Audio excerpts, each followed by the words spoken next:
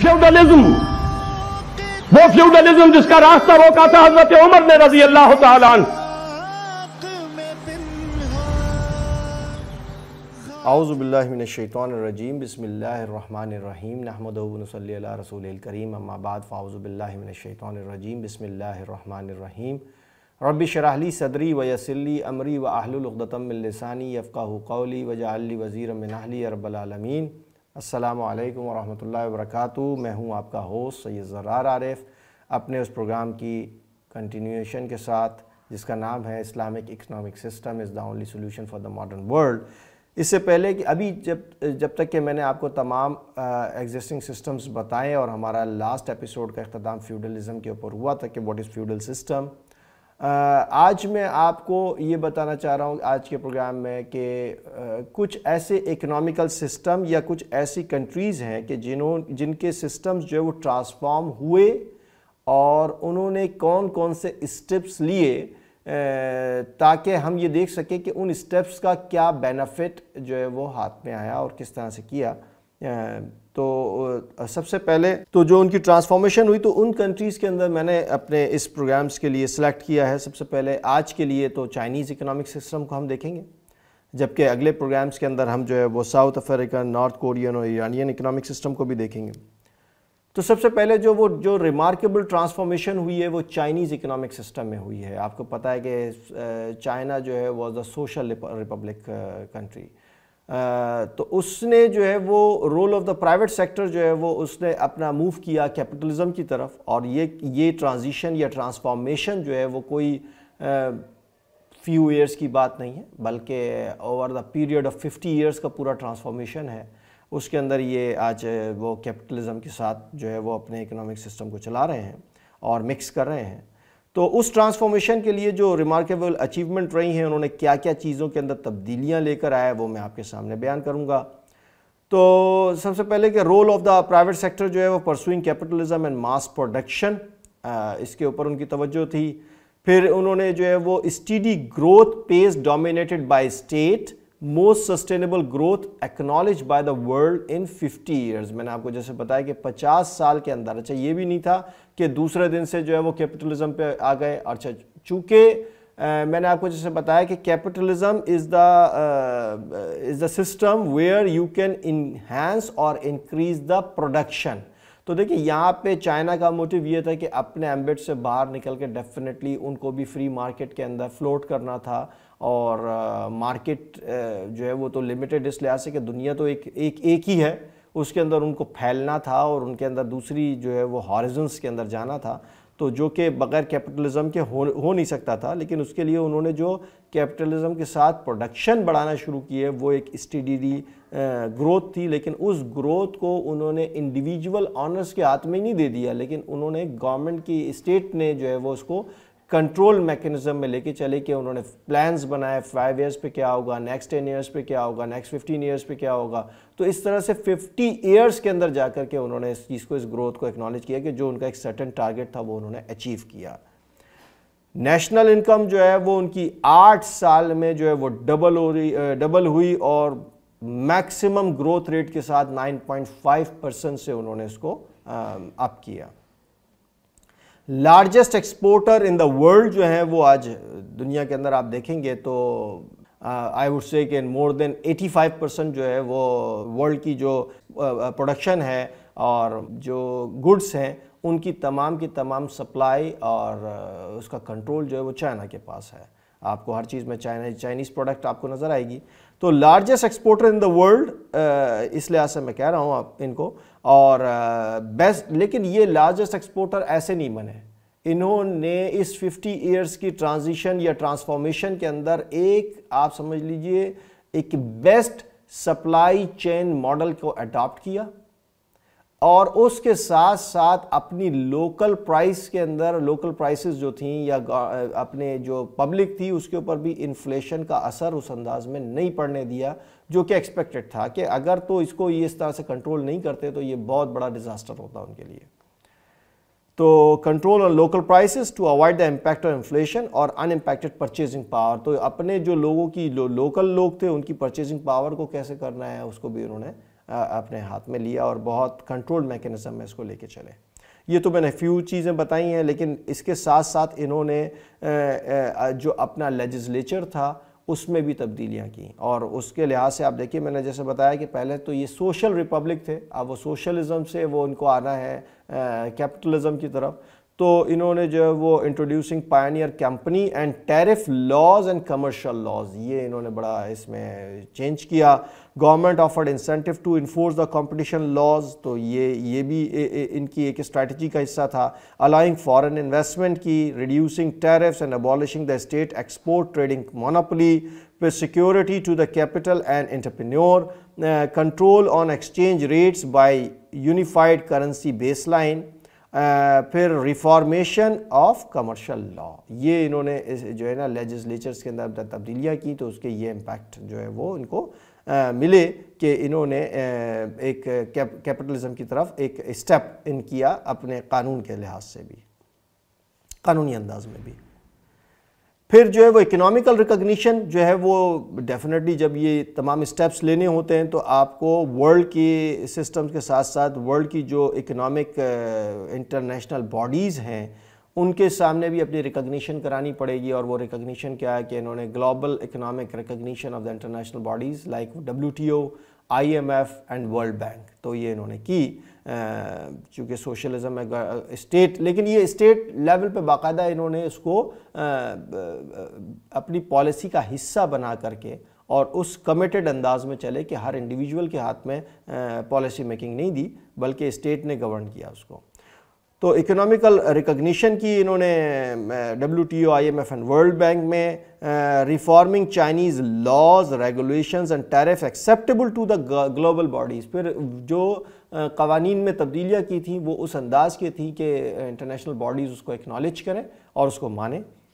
Creating and providing opportunities to private investors into multiple sectors, ٹھیک ہے نا. انہوں نے اپرچونیٹیز جو ہے پرائیویٹ انویسٹرز کے لیے انہوں نے کنٹرولڈ کچھ سیکٹرز کھولے کہ جہاں پہ پرائیویٹ انویسٹرز آئیں اور اپنا کام اسٹارٹ کریں, وہ کیا. Maintenance of stable macro economic environment, fixed control exchange rate against dollar but exposed inflationary اور ڈیفلیشنری امپلسز. تو اس کا یہ ایک بہت بڑا چیپٹر ہے. تو یہ تو میں نے آپ کو ایک بلڈ پوائنٹ بتایا کہ انہوں نے جو ہے وہ اپنے یہاں جو فارن ایکسچینج تھا اس کے جو ڈالر کا جو ریٹ تھا اس کو انہوں نے ایک طرح سے بالکل فریز کیا اور اس کو کنٹرول کیا, اور کنٹرول کرنے کے لیے انہوں نے تاکہ انفلیشن اور ڈیفلیشنری فیکٹر یا امپلسز جو ہے وہ ملک پہ امپیکٹ نہ کریں. میجر چینجز جو ہے انہوں نے اکنامک پالیسیز میں کی to rein the market forces, تاکہ ایسا نہ ہو کہ جیسے میں نے آپ کو بتایا کیپٹلزم کے اندر جو ہے وہ مارکیٹ فورسز جو ہے وہ ڈرائیو کر رہی ہوتی ہیں اکنامی کو, تو وہ انہوں نے اپنے ہاتھ میں رکھی. کہ government debts stabilization restricting to 1/3 to the Organization of Economic Cooperation and Development. انہوں نے ایک ادارہ قائم کیا جس کا نام تھا organization for economic cooperation and development, اور اس کے تھرو ہی جو ہے وہ ان پرائیویٹ انویسٹرز کو 1/3 کے جو ہے وہ لونز, 1/3 ان کی ٹوٹل کیپیسٹی کا وہ لون کی انہوں نے اسٹیبلائز کیا کہ اتنا ہونا چاہیے, اس سے زیادہ نہیں ہونا چاہیے ان کے ملک میں, کہ پرائیویٹ جو ہے وہ ڈیٹ, سرکولیٹنگ ڈیٹ جسے کہتے ہیں, وہ نہ بڑھے. Restricting banks not lending more than 30% of GDP کے حساب سے لونز کو ایسوسیٹ کیا کہ 30% اس سے زیادہ کا لونز جو ہے وہ بینکس نہیں دیں گے. Capital market reformation by offering state-owned shares into the stock exchange and bank and bonds market. تو یہ جو اس سے پہلے جیسے اسٹاک ایکسچینج اینڈ شیئرز, کیونکہ یہ مارکیٹ جو ہے ایسوسیٹ ہوتی ہے, یہ آپ کو کیپٹل فنڈ جنریٹ کر کے دیتی ہے, تو انہوں نے جو ہے وہاں پر آف لوڈنگ کی. اسٹیٹ کی جو پہلے سے آرگنائزیشنز کے ہاتھ, اسٹیٹ کے ہاتھ میں جو آرگنائزیشنز کے سٹیکس تھے ان کو انہوں نے جو ہے وہ آف لوڈ کیا, اور اس کے شیئرز اور بانڈز جو ہے وہ اپنے چائنا کے مارکیٹ میں اس میں اسٹاک ایکسچینج میں فلوٹ کیے تاکہ جو ہے وہ پرائیویٹ آنرز اس میں آ سکیں. Great flexibility in exchange rate, adapt monetary policy to domestic concerns, guarding the risk of further increase inflation, allowing market forces to determine bank rate interest. تو بینک ریٹس جو تھے انٹرسٹ ریٹ اس کو جو ہے وہ فکس کرنے کے لیے مارکیٹ کے فورسز میں لائے کہ اس کو بھی سیف گارڈ کیا کہ وہ رسک فیکٹر کہ اس کی وجہ سے انفلیشن نہ بھاگ جائے. تو انہوں نے بہت جیسے کہتے ہیں نا کہ ایک ایسی مانیٹری پالیسی اور ڈومیسٹک کنسرنس کی پالیسی وہ بنائی جو کہ بینک ریٹس کو بھی کنٹرول کرتی تھی، لینڈنگ منی کو بھی کنٹرول کر رہی تھی، سرکولر ڈیٹ کو بھی کنٹرول کر رہی تھی، اور انفلیشن کو بھی لوکل مارکیٹ میں یعنی اپنے ملک میں اس طرح سے نہیں ہونے دیا۔ لیکن ایسا نہیں تھا کہ کوئی بھی امبیلنسز اکنامی میں نہیں آئیں گے، وہ جو کیپٹلزم یا سرمایہ دارانہ نظام کی طرف آئے تو اس کی وجہ سے جو ہے وہ ان کے اندر کچھ امبیلنسز ہوئیں۔ ایک تو انکم انیکویلٹی ہوئی کہ rapid expansion increase importance of the market have led to income inequalities opening up between people and region. پھر جو اکنامک گروتھ تھی، یہ کہا جاتا ہے کہ ایک پیس ان کا آیا 1980 to 2000، اس میں جو اکنامک گروتھ تھی وہ ذرا سلو پیس پہ گئی، تو چونکہ پبلک اسپینڈنگ بڑھ گئی تھی تو کہہ رہے کہ سلو economic growth during 1980 to 2000 increased public spending has helped lessen some of the inequalities in economic development۔ پھر کہتے ہیں کہ انہوں نے جو لیٹ ایگزیکیوشن کی اپنے ڈیولپمنٹ پلانز کی، جس کی وجہ سے یہ جو 50 سال کا دور ہوا جس میں یہ ٹرانسفارمیشن آپ کو نظر آ رہی ہے، تو وہ اس پیس پہ نہیں ہوا کہ جیسے اگر یہ فری اکنامی کر دیتے، لیکن اس میں بہت ساری کنٹرولز ان کے ہاتھ سے نکل جاتے۔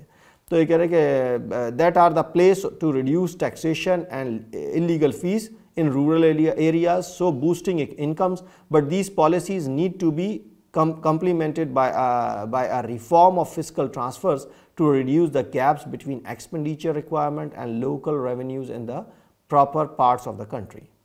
پھر ہے unsynchronized man power mobilization with the economic policy. تو انہوں نے جو ہے وہ چونکہ اتنا واسٹ کنٹری ہے، ماسو پروڈکشن کی طرف جا رہے ہیں، تو ڈیفینیٹلی رورل ایریاز کی کنورژن ہو رہی ہے، اور پھر فیملیز کی موومنٹ ہوگی، لیبر کلاس ایک جگہ سے دوسری جگہ جائے گی، سپلائی چین کو اسٹیبلائز کرنا ہے اور بڑے کنٹرول اس میں، تو وہ تھوڑی سی ان کے پاس ڈیفیکلٹی آئی، اور انہوں نے ایک ساتھ سارے محاذ نہیں کھولے، لیکن یہ کہ بہت سے ایسے رورل ایریاز اور ورکرز تھے کہ جو کہ پرماننٹلی چونکہ موو نہیں کر سکتے تھے، تو وہ ان بینیفٹس کو انجوائے نہیں کر سکے جو بننے والے نئے شہر یا نئے انڈسٹریل ایریاز کر رہے تھے۔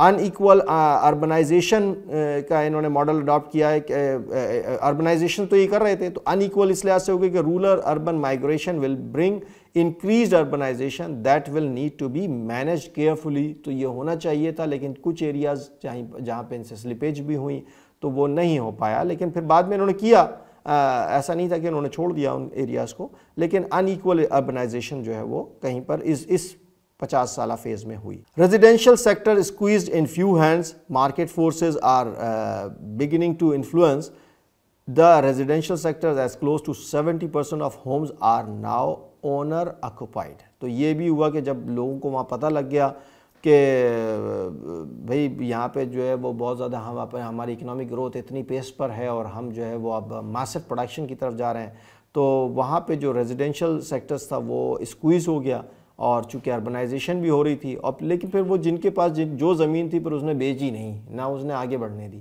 اس نے کہا بھئی ہم اس وقت دیکھیں گے جو پیک ٹائم ہمارے ہاتھ میں آئے گا۔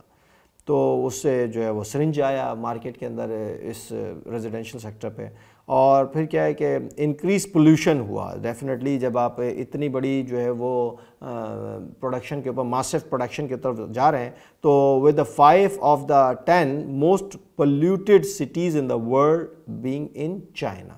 Air pollution is estimated to impose welfare cost laying between 3 to 8% of GDP because of mass production and انڈسٹریلزم۔ تو جو ان کے کچھ سٹیپس ہیں تو میں نے آپ کو بتایا، کیپٹلزم، ماس پروڈکشن، پھر جو ہے وہ انہوں نے جو اکنامک ماڈل اڈاپٹ کیا وہ انٹرسٹ بیسڈ ماڈل ہے، تو انٹرسٹ بیسڈ اکنامک ماڈل ان کا رہا۔ Taxes, duties and levies based government collection ہے۔ اب اگر ہم ان میں سے کچھ بہتر چیزیں لے کر کے ہم اڈاپٹیبلٹی کرتے ہیں تو کیا چیزیں وہ ہیں جو اسلامک اکنامک سسٹم کے اندر ہم کو اس میں ماڈیفائی کرنی پڑیں گی، بتانے کا مقصد اس پورے اس کا یہ تھا۔ تو میں آپ کو ذرا چیدہ پوائنٹس بتاتا ہوں کہ کیپٹلزم، ماس پروڈکشن کی طرف تو چائنا گیا، لیکن اگر ہم اپنے کسی بھی نظام یعنی اسلامک نظام کے اندر جو ہے وہ لے کے جاتے ہیں اپنے سسٹم کو، پروڈکشن کو، تو وہاں پہ ہمیں کیا اڈاپٹ کرنا پڑے گا کہ no compromise policy on the quality ہونی چاہیے، کیونکہ یہ اسلام ہم کو الاؤ نہیں کرتا. یہ وہ بیسک چیزیں ہیں جس کو کہ اس میں اوور لک کر دیا گیا. انٹرسٹ بیس اکنامک ماڈل جو ہے وہ ناٹ ایکسیپٹیبل ان اسلام، تو can be replaced with the venture capitalistic economy اور مشارکہ مداربہ سسٹم. تو یہ ہمیں ماڈیفیکیشن کرنی پڑے گی. Taxes, duties and levies based government collection جو ہے وہ چائنا میں ہوتی ہے. تو چائنا میں کیا اور دوسری جگہوں پہ بھی، لیکن میں تو ابھی آپ کو چائنیز ماڈل بتا رہا ہوں. تو یہاں پہ ہمیں جو اسلامک اڈاپشن کرنی پڑے گی اسلامک ماڈل میں، وہاں پہ minimum taxes and duties but mainly by government holding based model to make government collections by dividend and accelerator and multiplier based economical growth. یہ ہمیں دیکھنا پڑے گا کہ ہم اپنے ٹیکسز پہ زیادہ توجہ دینے کے بجائے اگر ہم جو ہے وہ جوائنٹ وینچر سسٹم پہ جائیں، یا گورنمنٹ اپنی اور جو ہے وہ کوئی پروڈکشن یونٹس کھولتی ہے تو اس کے اندر پھر وہ جو ہے وہ ڈیویڈنڈ کے اوپر اور ایکسلریٹر اور ملٹیپلائر کے ساتھ جو ہے وہ اکنامیکل گروتھ کو بڑھا سکتے ہیں. ایکول اربنائزیشن چائنا نے کی، انیکول اربنائزیشن چائنا نے کی، جبکہ urbanization promoted with due care to compensating each city with the equal rights on merit. یہ اسلام ہمیں اجازت دیتا ہے اور اسلام کی ہم پہ ذمہ داری ہے کہ اسلامک لحاظ سے کہ ہمیں اگر اربنائزیشن کرنی ہے تو ہمیں اس کو پروموٹ کرنا پڑے گا، لیکن کسی کے بھی رائٹس کا استحصال نہ ہو. جب ہم نے دینا ہے تو پوری کی پوری اس باؤنڈریز آف اسٹیٹ کے اندر اس بات کو انشور کرنا ہے. Residential sector is squeezed in few hands and eliminating the rights of upcoming generations. China کے اندر یہ رہا کہ ریزیڈینشیل سیکٹر جیسے آپ نے دیکھا تھا پچھلے سلائیڈ میں میری کہ میں نے بتایا کہ وہاں پہ وہ اسکیوز ہوا تھا. یہاں پہ کیا ہے کہ government regulations to held industrialist responsible to provide residence, health, transportation, education to his workers, staff during his service tenure. یہ ہمیں گورنمنٹ کی جب ہمیں اسلامک سسٹم لانا ہے تو یہ ہمیں اس طرح کے لاز بنانے پڑیں گے کہ جہاں پہ یہ ذمہ داری جو ہے وہ آنر کو دی جائے کہ وہ اپنے اسٹاف کا اور اپنے ورکرز کا اس لحاظ سے خیال کرے کہ یہ تمام چیزیں پرووائڈ کرنا اس کی ذمہ داری بنے. انکریز پولوشن چائنا کے اندر رہا چونکہ اور آج بھی ہے ہوگا، کیونکہ پروڈکشن جو اس لحاظ سے وہ کر رہے ہیں اور مارکیٹ کو سرو کر رہے ہیں، دنیا کے ورلڈ کو وہ سرو کر رہے ہیں، تو پولوشن بہت زیادہ ہے وہاں پہ، تو وہ 3 to 8% پہ چلے گئے ہیں. Proper regulations impose to create investment opportunities. لیکن کیسے؟